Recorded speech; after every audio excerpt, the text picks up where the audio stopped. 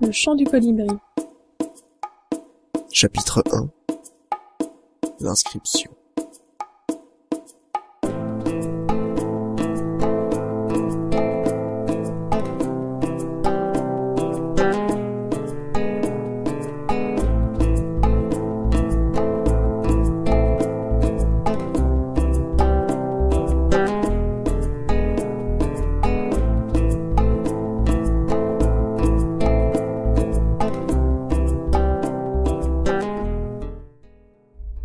Charlie Tiwaya frappa de la paume sa lampe torche dont la lumière commençait à vaciller.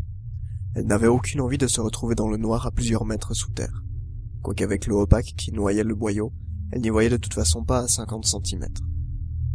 Elle se retourna machinalement pour jeter un œil aux deux autres qui suivaient, oubliant le poids de sa bonbonne qui lui demanda 3 fois plus d'efforts que d'ordinaire pour constater qu'ils étaient toujours bien là, un peu à la traîne. Elle avait suivi Camille, ethnologue et surtout amie de longue date à plusieurs reprises, et accompagnée de sa collègue Rebecca, il s'était mis plus d'une fois dans d'étranges situations. Mais elle ne cessait d'être étonnée de voir où ces histoires les menaient à chaque fois.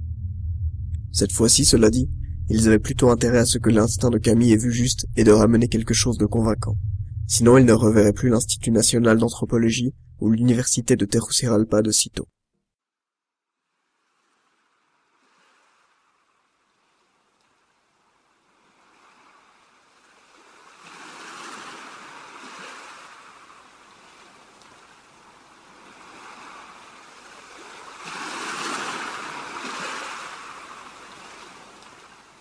Quelques heures plus tôt, ils avaient profité de la nuit pour sauter dans le bateau de l'expédition à laquelle Charlie et Rebecca participaient initialement. Charlie, qui préparait déjà le bateau, avait pu voir, courant à petits pas, Rebecca en tête qui mitraillait Camille de « Bouge, bouge, bouge, bouge !» Ils avaient longé la côte nord du Honduras jusqu'au matin, quand Camille leur avait annoncé qu'ils étaient arrivés à l'endroit qu'ils pensaient désigner par les histoires que se racontent les populations locales. Plusieurs d'entre elles parlent d'un peuple venu de l'autre bout du monde, qui serait resté longtemps sur les bords de la jungle et aurait même vécu plusieurs années avec les autochtones. Les récits diffèrent mais parlent souvent de sorcières ou d'étranges chamanes.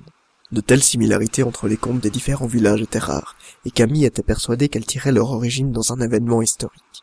Mais ces légendes semblaient très vieilles, et il prenait le pari risqué que les complexes sous-marins qu'on lui avait indiqués contenaient d'autres secrets que ceux des poissons. Charlie continua de s'enfoncer entre les filaments de pierre, perdant à plusieurs reprises son orientation. Difficile de distinguer le haut du bas, et seul le sens dans lequel arrivaient ses deux amis lui indiquait la direction.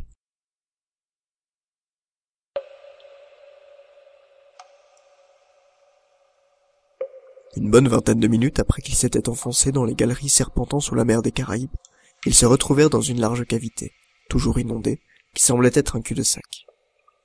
Alors qu'ils allaient prendre la décision de rebrousser chemin, Rebecca pointa du doigt au-dessus de leur tête.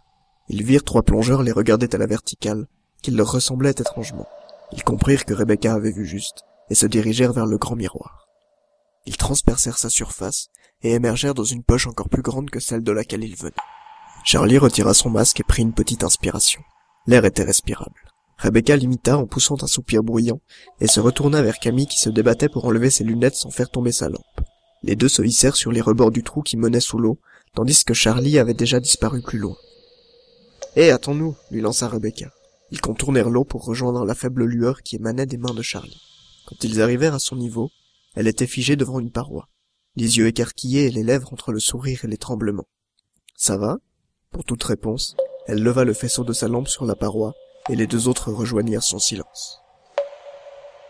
Devant les 3 explorateurs, dans une grotte à plusieurs mètres sous la mer chaude des Caraïbes, non loin des jungles de la Mosquitia, étaient gravés des signes verticaux et anguleux, des signes que chacun connaissait bien. « Vous croyez que c'est quelqu'un qui est venu ici faire ça ?» demanda Camille. « Qui pourrait bien descendre jusqu'ici.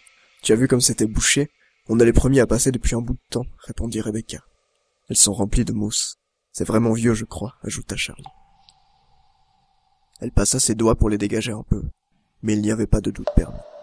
La roche était gravée de runes nordiques. « Vous lisez la même chose que moi ?» hésita Camille. Charlie chuchota. « Little Vismather. » Je ne suis pas sûr. Camille traduisit. « L'homme, c'est peu de choses. »